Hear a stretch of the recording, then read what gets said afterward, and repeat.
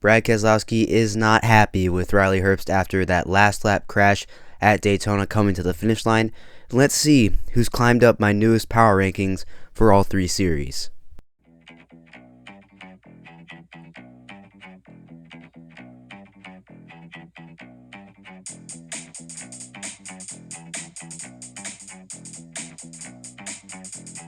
How's it going, everyone? Welcome back to Talkin NASCAR. I am your host, Andrew, and wow, happy Monday, everyone. First day after the Daytona 500, and we have quite a bit to talk about. We have my newest power rankings for all three series, which will be coming up just in a little bit. But first, we got to catch up on some stuff from the Daytona 500. First, we had some news and some beef breaking out after the Daytona 500 and its checkered flag flew, specifically between Brad Keselowski and Riley Herbst. Brad Keselowski, the driver of the number 6 car for RFK Racing, and Riley Herbst, the driver of the number 35 Toyota for 23XI Racing.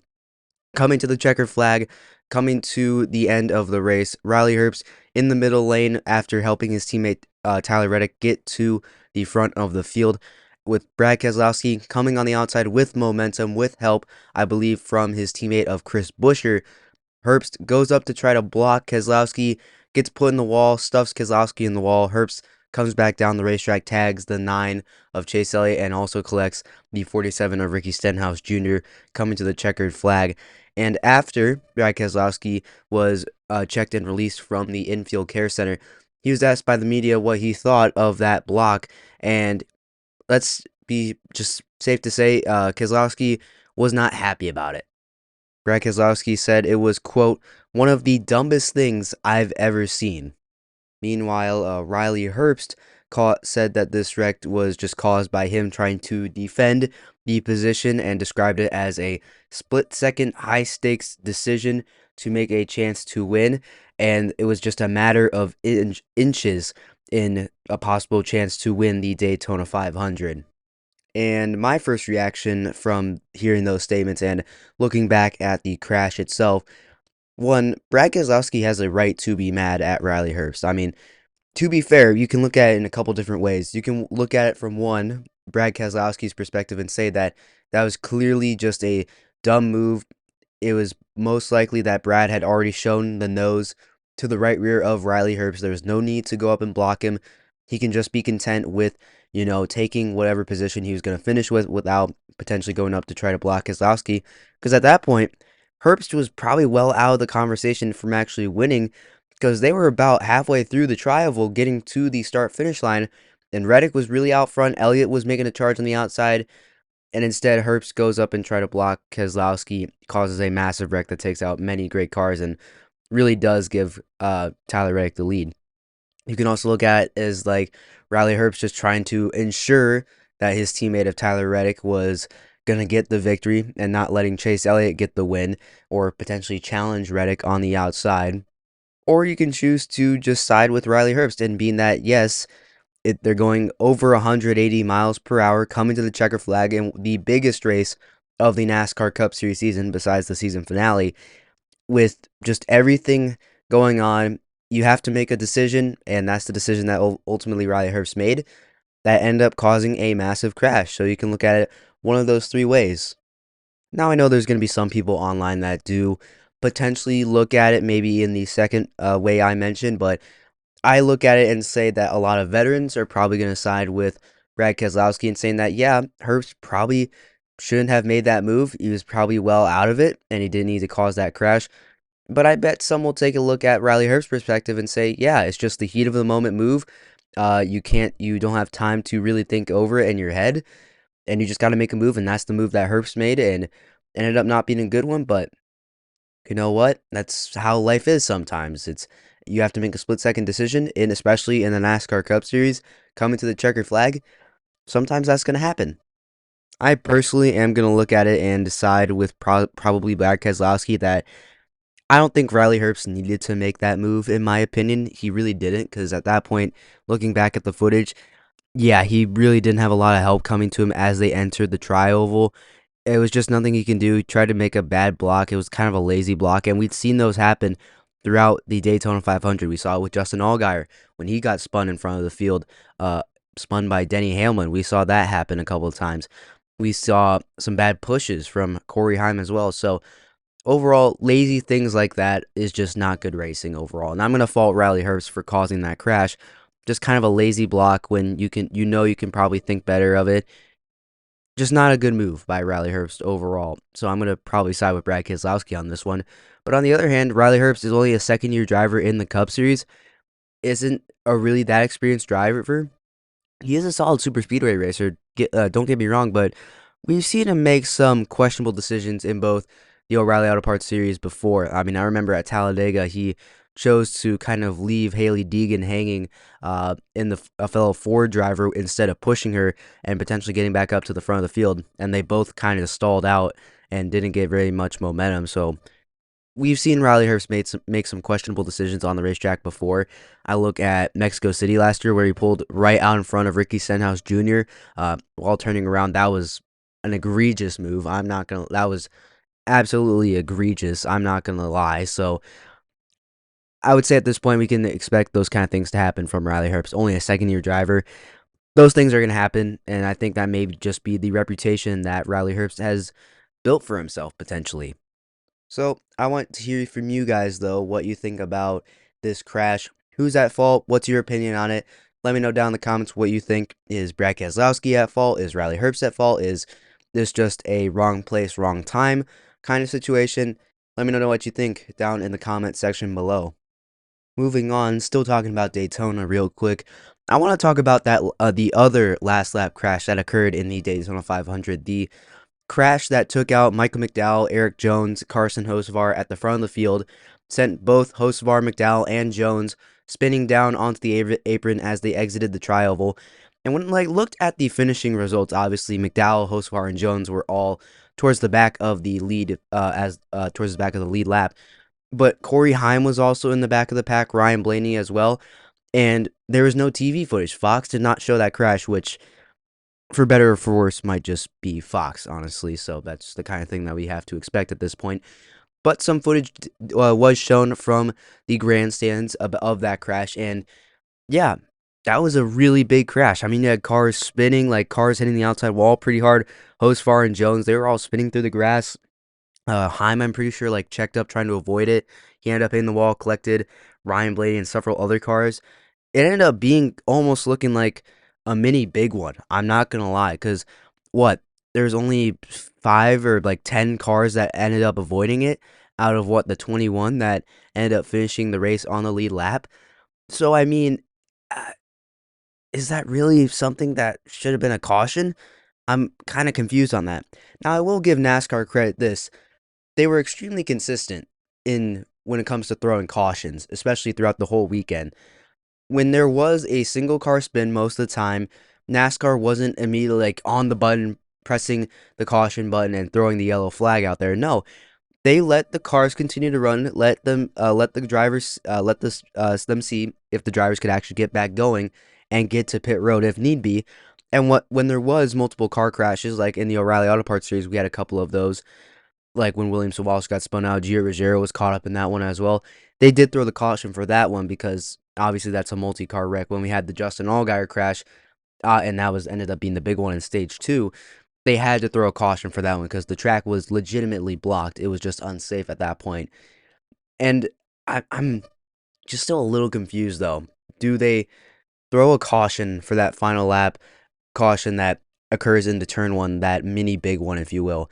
You guys are gonna have to go look up the footage as well to judge for yourself, because in my opinion, I think that was a big enough crash to where you could throw the caution.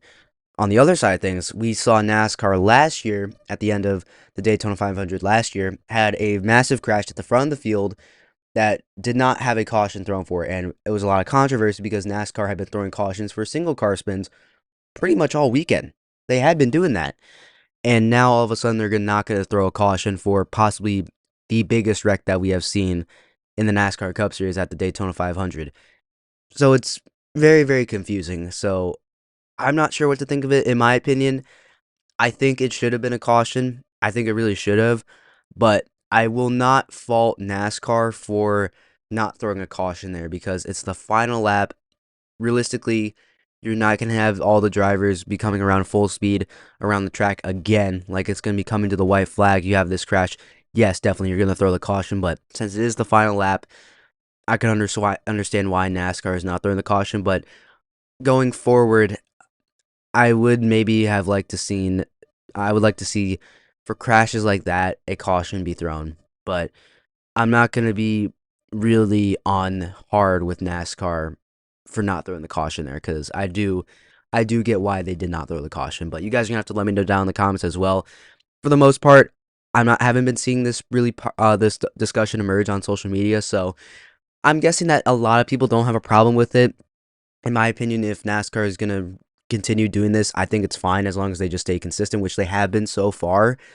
It's just in the future, if something else like this happens again, then and they do throw a caution, I'm probably not going to be mad with it either because it was a pretty massive crash. And I also just wish that Fox also showed actual footage of it, but that's neither here or there. So let me know down in the comments what you think. Should have NASCAR thrown the caution for that first incident on the final lap? If you haven't seen the footage, there's footage up on YouTube from amateur videos on from the grandstand. So you'll have to watch it and judge for yourself, but I definitely think it was a crash that was worthy of a caution potentially. But again, I'm not going to fault NASCAR too much for it. I think they did a good job with officiating this weekend. I really think they did.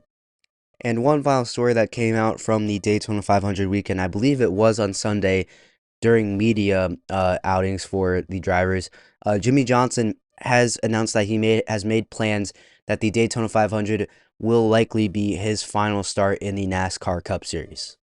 I mean, it makes sense. I mean, Jimmy Johnson just hit a really big milestone with having, I believe, over 500 career NASCAR Cup Series starts last year at the Charlotte Oval for the Coca-Cola 600. So, and Jimmy Johnson, again, he's over 50 years old. He is more now of a team owner and a manager of a NASCAR Cup Series team than he is a driver. I mean, he's not showing up to nearly as many races as he was probably, I would say, in 2024 when he had like a 9 or 10 race schedule in the 84 car. So he's definitely dialed back his schedule a little bit. But he is going to be showing up at San Diego this year for the Truck Series race. But it definitely makes sense that Jimmy Johnson would want the Daytona 500, the 2027 Daytona 500, the 69th running, to be his final start in the NASCAR Cup Series. I mean, it's a prestigious event. It's a well-known event throughout the racing world.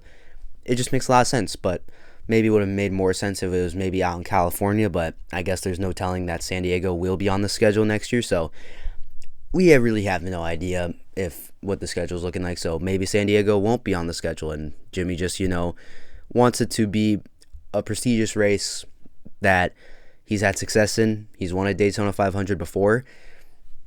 You'd want to go out that way, I guess. Now, plans can change as well, so we could see this not be the final race for Jimmy Johnson. Nothing is set in stone, at least from what I got from this announcement. It sounds like Jimmy Johnson is planning on this being his final start and not more so locking it in. So I'm not going to rule out that Jimmy will make more starts after next year's Daytona 500 and this year as well. I think he's riding the Coca-Cola 600 this year as well. So I'm not going to rule it out, but based on this, Jimmy definitely has an idea of his racing career in the Cup Series is most likely coming to an end sooner rather than later. So, interesting news. Let me know what you think down in the comments. Is Jimmy going to run more races? Again, plans change. We could see Jimmy decide, you know what? I don't want to just run the Daytona 500. I want to run one more race. We'll see, though. We'll see what Jimmy decides to do with his schedule for next season and when he decides to ultimately retire. Okay, I decided just to set my mic down. It was getting too much for me to hold, kind of too annoying at this point. So, yeah, it's back on my desk right now. It's just sitting there, and I'm speaking into it like normal. But anyways, it is now time for my second edition for some of the series, for my Daytona 500 and Daytona Speed Weeks power rankings for all three series, starting off with the Truck Series. Now for Daytona, it's a little bit tougher to rank than when it comes to power rankings because it's the first race of the season, it's a super speedway, not a huge sample size combined with it being just kind of more luck than it is driving skill. Don't get me wrong, a lot goes into winning a super speedway race, but there's not as much technical driving when it comes to super speedway racing. So it's a little bit tougher to rank the top 10 drivers in each series. But we'll have to make do with what we have. So starting out here at number 10, newcomer, rookie Brendan Queen in the number 12 truck for Talkin Racing and Ram. Brendan Queen finished 7th in the season opening race at Daytona, was up front a good amount of the time. And Brendan Queen, he was the ARCA Menard Series champion last season. Sorry, I couldn't speak there for a second. He's got a good head on his shoulders. He's a veteran driver despite not being in the truck series prior to this. He's 28 years old. He's got a lot of experience when it comes to racing, so I'm expecting big things from Brendan Queen, and showing out with a top 10 result at Daytona gives me a lot of confidence with him. I didn't have him on my preseason rankings. I just wasn't as confident in him. I didn't know what Talkin and Ram trucks would look like heading into this season. The only one I was really confident in was Justin Haley, which we'll get to in just a little bit.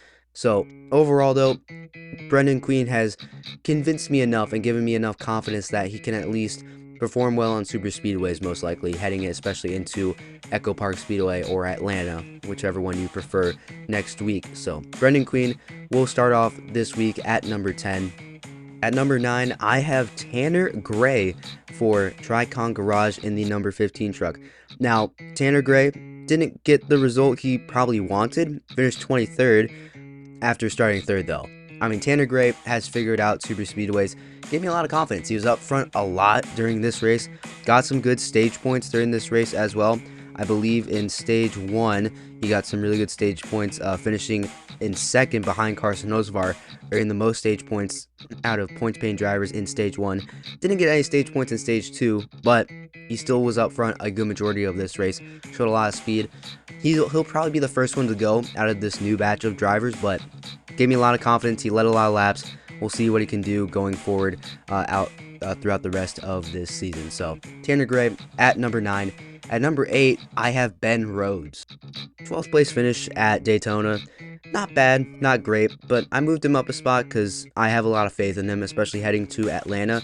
I would like to see him being up front a little bit more, especially at the super speedway racetracks, especially when his teammates of Ty Majeski were up front a good majority of this race as well. Same with Cole Butcher, his rookie teammate in the 13 truck. So I still have a lot of faith in Ben Rhodes, but right now didn't show me a whole lot to be inspired with Daytona, but still a good amount of faith in him. Former Truck Series champion. He just needs to step it up a little bit more to give me some more confidence. So Ben Rhodes at number 8. At number 7, I have Tyler Ankrum for McAnally Hilgeman Racing. He got another top 10 as well, started inside the top 10 as well. He was up front a good majority of this race as well, earned some good stage points. I believe in stage 1, he was up front a good majority of this race. McAnally Hilgeman Racing, besides him and his teammate of Christian Eckes, were a little bit surprisingly not as competitive as I thought they would be. Another really top truck series team with Chevrolet. Expecting a little bit more, but I still really like Tyler Ankrum. He had a really good season last year. Top 10 qualifying result and a top 10 finish. Kept the truck clean pretty much all night. Gives me a good amount of confidence heading into Atlanta next week. So I have Tyler Ankrum at 7. At number 6, I have the 34 truck of Lane Riggs. Down a couple spots from the number 1 position. I mean, that's because he had a 31st place finish, 4 laps down. Wasn't the greatest race for Lane Riggs. However, he did earn some pretty good stage points when it comes to stage points in stage 2. Finished behind his teammate of Chandler Smith, who not only won stage 2, but ended up winning the race overall. So I still have a lot of faith when it comes to super speedway racing for Front Row Motorsports. I really like Lane Riggs. I think he can turn around again into super speedway. Unpredictable things can happen. Not a traditional mile and a half, not a traditional oval. We'll only get to see that potentially in a couple of weeks. So I still have a lot of faith in Lane Riggs. I had him starting at number 1 for a reason. I thought he was the most consistent Craftsman's Truck Series driver. Just didn't get to quite see that at Daytona, but I still have a lot of faith in him. I'm going to have him at number 6. At number 5, I have the number 16 truck of Justin Haley. Wasn't the best finish that Justin Haley probably would have wanted, finished in 22nd, but he was up at the front when it came to the final lap. Ended up dropping back a little bit due to stack up in his lane. Ended up in 22nd, like I just already mentioned. However, Justin Haley was up front a good amount of the time. He was leading the way when it comes to Ram. Didn't score many stage points though. He was up front though, which does give me a lot of confidence, and I do like his veteran presence when it comes to Ram and calling racing. He's familiar with the team. He's familiar with super speedways. We're heading to another one next weekend at Echo Park Speedway and Atlanta. Another super speedway for him to do very well on. I'm liking Justin Haley. Now, it may be a little bit aggressive to have him up in the top 5, and I think there may be room for him to not only improve, but also for him to fall back down the power rankings a little bit. But I had confidence in him in the preseason, and the speed that Justin Haley showed me at Daytona gave me a little bit of confidence in him. So, moving up 5 spots might be a little aggressive, but I still like Justin Haley a lot, so I have him at number 5. At number 4, I have Caden Honeycutt, down 2 spots, but ultimately that's just because the guys in front of him just performed better than him and moved up. Regardless, Caden Honeycutt had a top 10 day. Honestly, kind of had a Justin Allgaier type of day when you're comparing him to the O'Reilly Auto Parts series, which we'll get to in just a little bit. Kind of hung around midfield all day, didn't really do anything flashy. Was up front when it came to the final restart, just didn't do a whole lot with it. Still, very consistent, very solid result, kept the truck clean most of the race. Heading to another super speedway, looking for him just to do more of the same for him. Maybe get some more time up at the front and lead some more laps. But he's got me excited for the traditional ovals. So we'll see how far Caden Honeycutt can move up through the field come next week at Echo Park Speedway.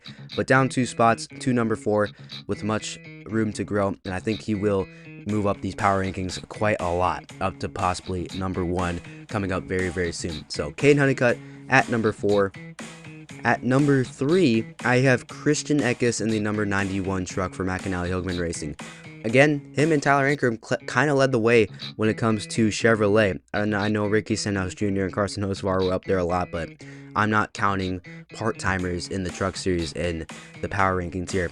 In his first race back with McAnally-Hilgman Racing in the truck series, 3rd place finish. Really good result for Christian Eckes. Scored 8 stage points in stage 1, and in stage 2 earned 4 more, so that's 12 stage points. A really good start to the race if you're Christian Eckes.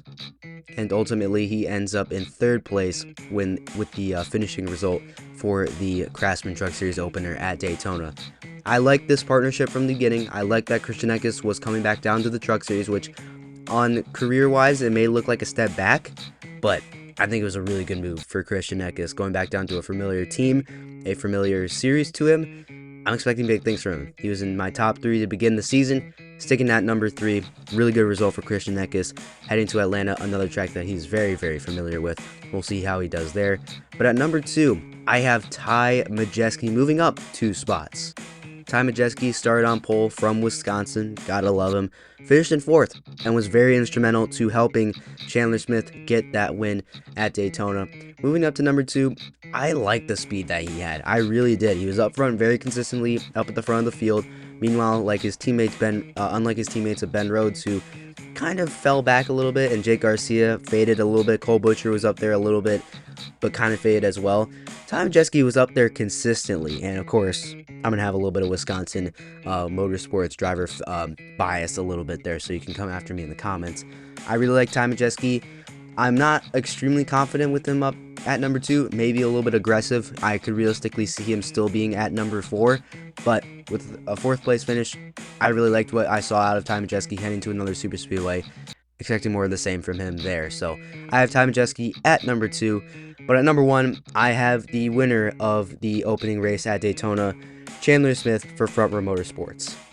I mean, at this point for Chandler Smith, he's the points leader, he's the most recent race winner, he has all the momentum behind him, and heading to another super speedway where I can expect that he and his teammate of Lane Riggs will do very, very good as well. So, little bit to be said. Chandler Smith has got all the wind behind him, all the wind filling his sails. Let's see how far he can go in these next couple of weeks, starting next weekend at Echo Park Speedway and Atlanta. So to end the power rankings, Chandler Smith will be at number 1. At number 2, Ty Majeski. Number 3, Christian Eckes. Number 4, Caden Honeycutt. Number 5, Justin Haley. Number 6, Lane Riggs. Number 7, Tyler Ankrum. Number 8, Ben Rhodes. Number 9, Tanner Gray. And number 10, Brendan Queen. Now moving on over to the O'Reilly Auto Parts Series for their second ever power rankings to start out 2026. Starting out at number 10, I have the 18 of William Sawalich. I know William Sawalich didn't have the best finish, 26, 21 laps down out of the race. Not necessarily the best race you can have. However, he did start in 4th and was up front a lot during this race. He was competing for a potential lead at one point and several other points as well. And remember, William Sawalich missed the last couple of races last year due to an injury that he suffered at Talladega, another super speedway, but he clearly was not phased heading into Daytona. Qualified 4th once again. I know he finished in 26th, but still showed a lot of good speed in that number 18 car. Last year was not very good for William Sawalich. A nightmare rookie season. I'm looking for him to have a bounce back sophomore season. And he started off right with showing a lot of speed at Daytona. Heading to Atlanta, we'll see how he does. A little bit of a different style when it comes to drafting on a super speedway, but I think he can only go up from here still. At number 10, William Sawalich. So moving on to number 9, I have Raja Caruth. Now, Raja, despite getting involved in several crashes and even losing a tire towards the end of this race, still managed a top 10 result after starting in 7th in his first ever O'Reilly Auto Parts Series full-time start. It was a really good day for Raja Caruth in Junior Motorsports. He's got a good crew chief in Marty Lindley, the crew chief that helped Connor Zulich win his NASCAR O'Reilly Auto Parts Series championship. Connor Zulich get his NASCAR O'Reilly Auto Parts Series championship last year.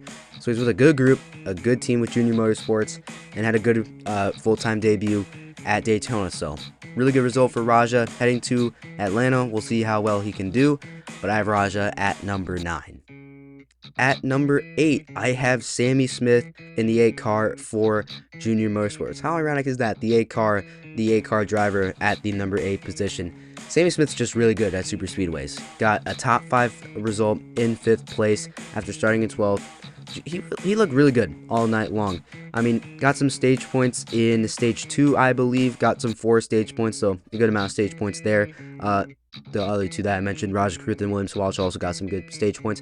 While Sammy Smith didn't necessarily get as many stage points, he was there at the end of this race, finishing in 5th. Good result for Sammy Smith. Liked what I saw. Heading to another super speedway at Atlanta. I'm expecting more of the same for him, so I have Sammy Smith at number 8. However, he's probably the least confident one I have in my top 10 right now. So, moving on though, to number 7, I have Carson Gavapol. And look at this. He finished 7th as well in this race. After starting in 11th, a lot of things were going against Carson Gavapol heading into this season. He doesn't have a full-time ride with Junior Motorsports. He does have a full schedule, but it's not going to be just with Junior Motorsports, at least in the number 1 car full-time. He's going to be kind of jumping around several numbers here and there. He also got some good stage points, finished 2nd in stage 2, and in stage 1, I believe he got 3rd place as well. So 17 stage points in just one day. Really good result, and he also got a 7th place finish as well, so earned some really good points as well. That's just what Carson Gavapol is. He's smooth and consistent. That's what he is. So I feel pretty comfortable keeping him in the 7th position. However, I did have him down 1 spot because, you know, some of the other drivers, I think in my opinion, had better showing of speed compared to Carson Gavapol, even though he is extremely consistent. Do not be surprised if he does move up the power rankings a little bit as we get through the rest of the season. So I have Carson Gavapol at number 7. However, moving on to number 6, one guy that was ahead of Carson Gavapol was Ryan Sieg. He was at number 10 last week. He's moving up 4 spots to number 6 after finishing in 3rd at Daytona. I mean, Ryan Sieg, he's a veteran driver, had to overcome a lot to get into the top 5. He had cut a Tyler early, went a couple laps down, was struggling to get the free pass. Eventually, he got it back onto the lead lap, and what does he do? He immediately marches up to finish 3rd on the final lap. What an effort by Ryan Sieg. He is smooth, calm, consistent. He's a veteran of the sport. He knows how to drive a race car. I'm liking what I'm seeing so far from Ryan Sieg.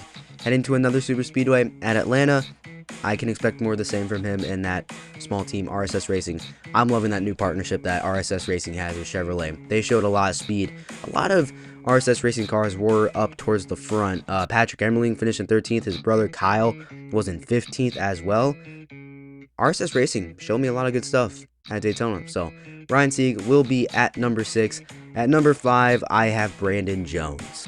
I am moving Brandon Jones down one spot from number 4 to number 5. He finished in 30th, 28 laps down out of the race. Had some big damage, but he was caught up in a wreck that really wasn't his fault. So I'm not going to put that on Brandon Jones. But again, kind of like Ryan Sieg, he's smooth, he's calm, he's learned a lot over the time he has spent in the O'Reilly Auto Parts Series. He's come a long way. He really has. He's a really good super speedway racer as well. Heading to Atlanta, or Echo Park Speedway, another super speedway, gives me a little bit more confidence, but I will not be surprised, though, if he does move down my power rankings just a little bit, because I do like some of the guys like Carson Cavapo and Ryan Sieg and Raja Caruth behind him, but Brandon Jones, he's still extremely consistent, and I believe that he will eventually get back up towards the top when we get to the more traditional ovals. But 30th place, gotta knock him back a couple spots from where he was last week at number 4, back down to number 5. So Brandon Jones at 5. At number 4, I have Sam Mayer, also down one spot as well. Didn't get the finish he really deserved. Doesn't really represent the day that he had. Had a 31st place finish. However, he did start in 3rd in that new Chevrolet partnership that Haas does have. I'm liking that. I really like that Sam Mayer is back with Chevrolet, where it really all began for him in the O'Reilly Auto Parts Series with Junior Motorsports in that one car. I liked what I saw of Sam Mayer. He was up front a lot. Just got caught up in another wreck that wasn't really his fault. It really wasn't. So I'm confident in Sam Mayer heading to another super speedway at Atlanta. We'll see what he can do there. I expect that he will climb back up these rankings a little bit more as well. Moving on, though, to number 3, I have Jesse Love. Jesse Love did fade back a little bit towards the end of this race at Daytona in the O'Reilly Auto Parts Series. Still finished in 9th. Started on the front row with his teammate of Austin Hill. Just heading to another super speedway. He still gives me a little bit of confidence heading into Atlanta, another super speedway. Atlanta and Echo Park Speedway has been really good to Richard Childress Racing. However, hasn't been nearly as kind to Jesse Love as his teammate Austin Hill it has been to, who we'll get to in just a little bit. But I'm still very confident Jesse Love earned some good stage points throughout this race. Stage 1, he got some good stage points. Finished 2nd behind Austin Hill in stage 1, earned 9 stage points. So that was really solid overall. I'm liking what I've seen from Jesse Love. He just needs to show me a little bit more on non-super speedway racetracks before I really consider having him at the number 1 spot. However, at number 2, I have Justin Allgaier. Just came so close to losing to Austin Hill at Daytona. He was starting in 13th, was just smooth, calm, and consistent all night long. The 7th car, though, was in a lot of accidents. I'll say that. They were like always in the middle of things, including on Sunday in the Daytona 500 in that 40 car. They were in a lot of mess, but still, regardless, Justin Allgaier persevered through the damage, still was really calm and consistent. Wasn't really flashy like Austin Hill and Jesse Love were, but he was there at the end, made it to the end, just barely lost to Austin Hill. Ends up in 2nd place. Really good result for Justin Allgaier. Another super speedway. Expecting more of the same from him. He's probably the most overall well-rounded driver in the O'Reilly Auto Parts Series.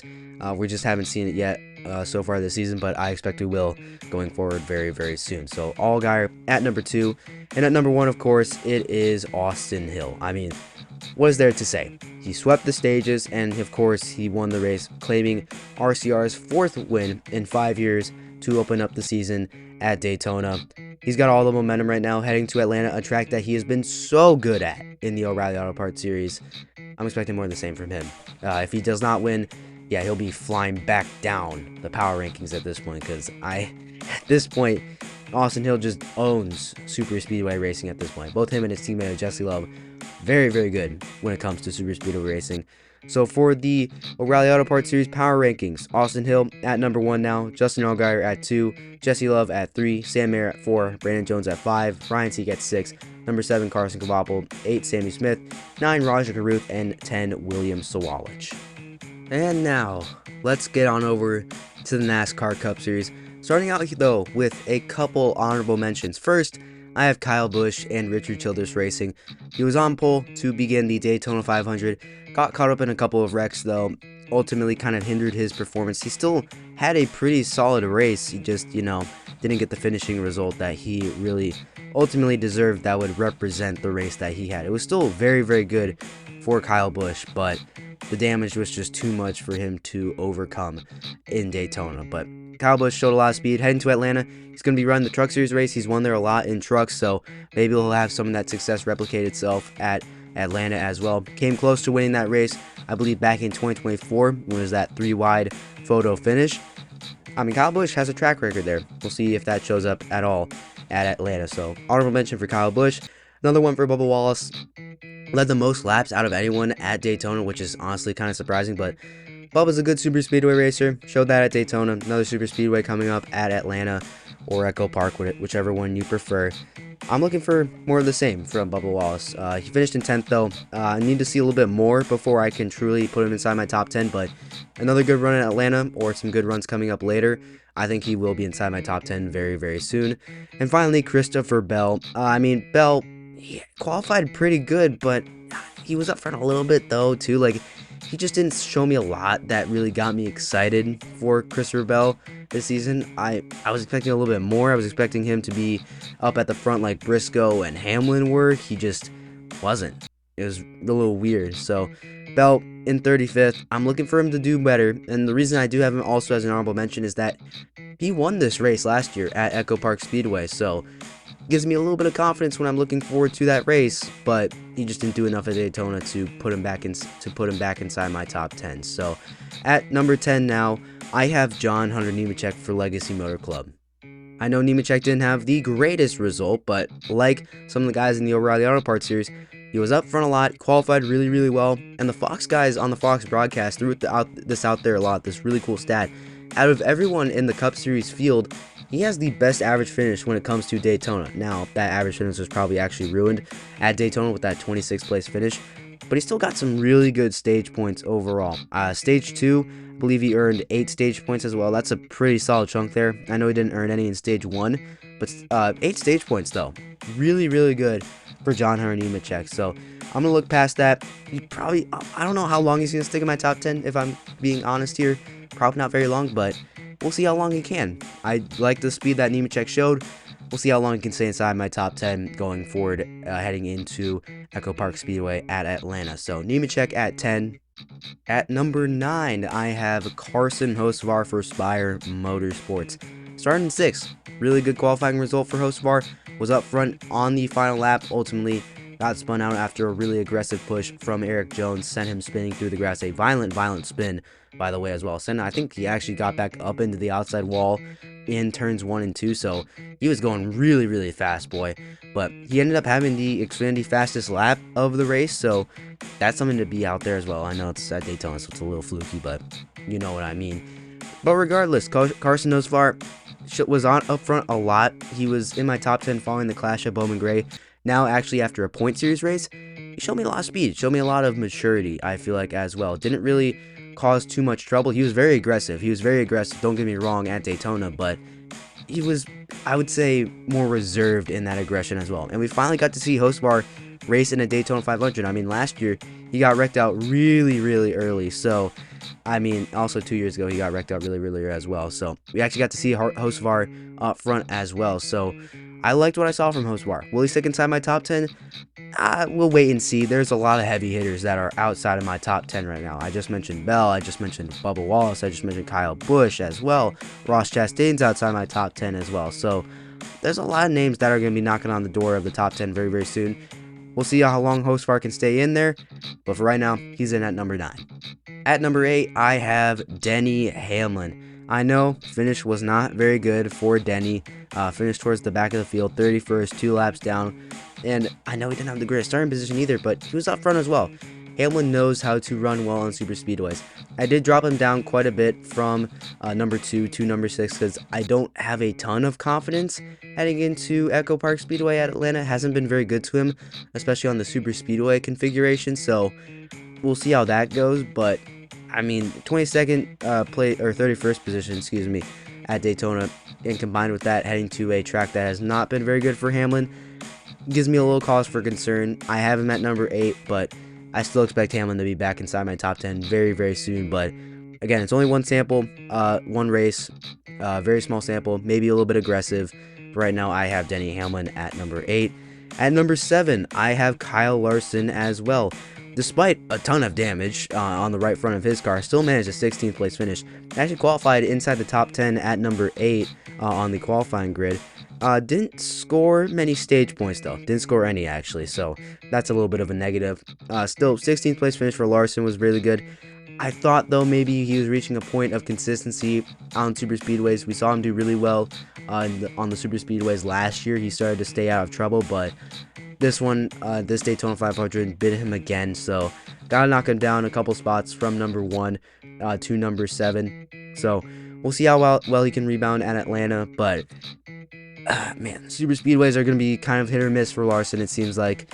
I'm hoping it's not going to be a miss. Hopefully he'll get back up the power rankings. Kind of like Hamlin, just a small sample size. Don't have a lot to go off of, at least when it comes to point series racing. I got to knock Larson a couple of spots down the order, though. So I have Larson at number 7. At number 6, I have Chris Buescher for RFK Racing. Chris Buescher started dead last in the field. I mean, dead last. Had to go to a backup car, but he really liked that backup car.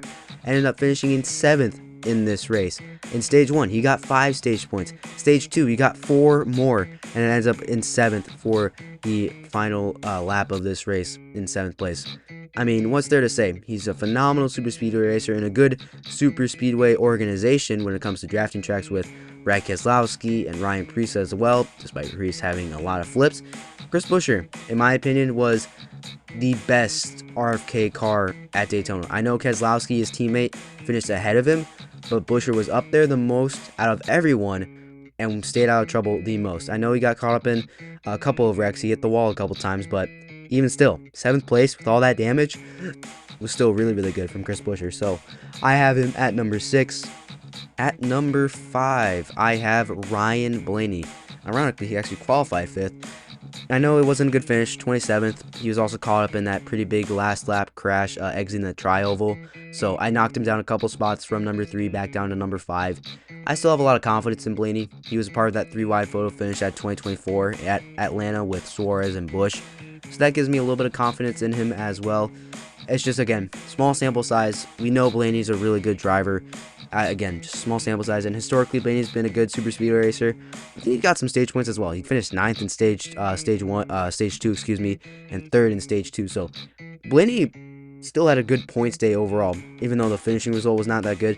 Still got some good amount of stage points as well in this race. 27 overall, or excuse me, 17 overall. So really good day for Blaney points wise. Just not the finish that really represents that day overall. So I have Blaney at number 5. At number 4, I still have William Byron. He didn't really move up or down a lot. Byron had to go to a backup car as well. Finished in 12th, despite getting a little bit of damage.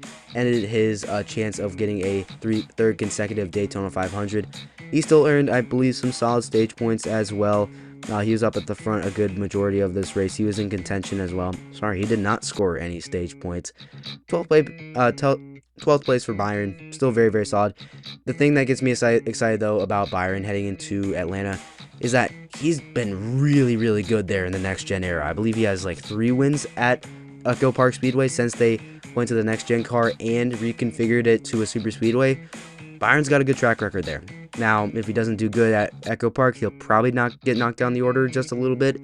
Again, it's just a small sample size, though. And out of everyone like Larson and Hamlin, he actually finished pretty solid. So I'm willing to be a little lenient to William Byron here. So I have him at number 4. At number 3, moving up a couple of spots, I have Joey Logano. Ends up finishing in 3rd.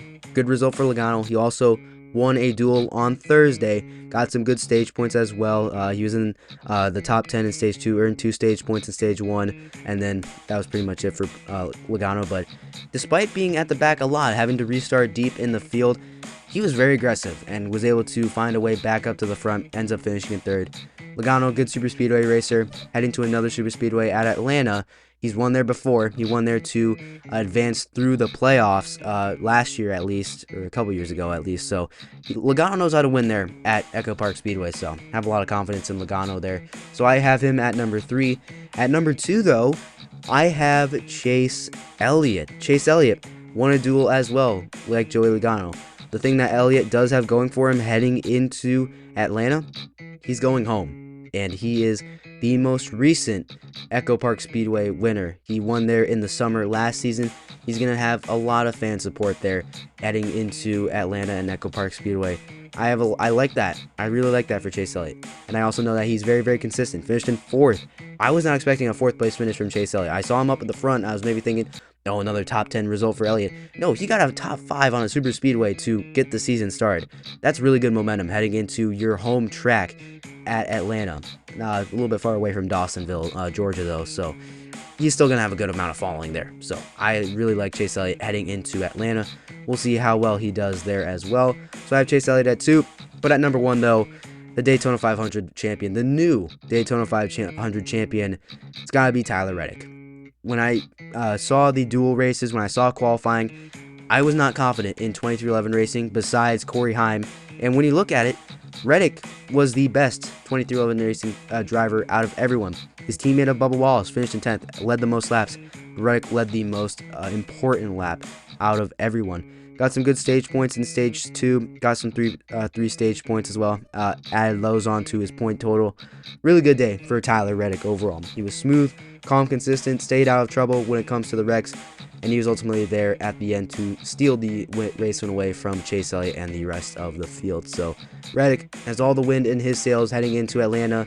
We'll see how well he does. I do expect he's going to be moving down this order just a little bit, but with the first driver to win in the NASCAR Cup Series schedule, he's going to be holding the number 1 spot on the power rankings. So looking back at it, Reddick at number 1, 2, Chase Elliott, number 3, Joey Logano, number 4, William Byron, number 5, Ryan Blaney, number 6, Chris Buescher, number 7, Kyle Larson, 8, Denny Hamlin, 9, Carson Osvar, 10, John Hunter Nemechek, with the honorable mentions being Christopher Bell, Bubba Wallace, and Kyle Busch. Whew! Covered a lot here today on episode number 91 of Talking NASCAR with Andrew Volkman. We had power rankings, we had Daytona 500 news to wrap up on. It was a lot that we covered here today, so thank you all for listening to this episode. If you made it this far, shout out to you guys. It's 40 long minutes plus actually of listening to me yap about NASCAR, so I really appreciate you guys listening to that. If you like what I'm doing over here, go check out Talking Sports with Miles and Andrew. I'll have links to the Spotify page and the YouTube channel linked in the description below. Check out all the other episodes of Talkin NASCAR if you like this episode as well. So yeah, just had the Daytona 500 race recap. It will be the most recent episode after this one, and I'll have the O'Reilly Auto Parts Series episode and the Truck Series race episode up there as well, so you can go check all 3 of those out.